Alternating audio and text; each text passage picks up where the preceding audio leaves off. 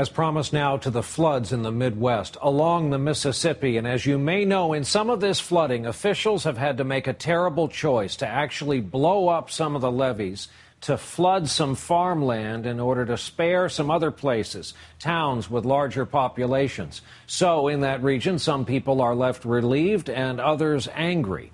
NBC's Ron Mott tonight's in Dyersburg, Tennessee. Ron, good evening. Brian, good evening to you. There's a bit of good news to report from here tonight, at least. Officials say the water level in Dyersburg has pretty much peaked where it stands this evening, but that is clearly not the case in a lot of other places.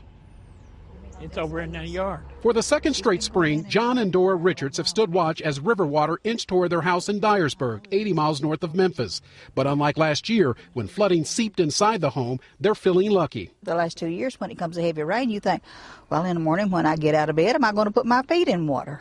While the worst appears to be behind residents and businesses here, with the Forked Deer River cresting today, the situation upstream is more dire, especially for farmers who make their living along the Mississippi.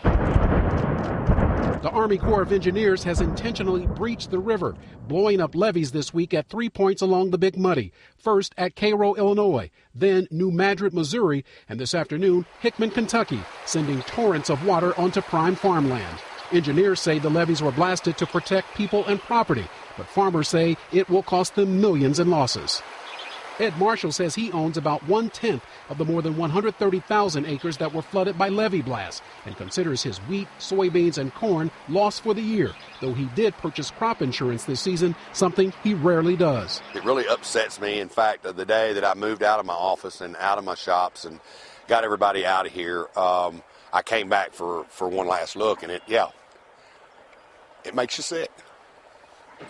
Today, he and fellow farmers attended a levee board meeting to discuss their options. This levee break has been a real hardship on me and on everyone who lives in the floodway, farms in the floodway.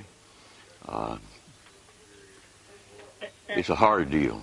Back in Dyersburg, the Richards are counting their good fortune, but they're concerned about flooding victims and those to come downriver. I feel for them, really, I do. I do. I feel for them because I know what they're going through. It's just heartbreaking.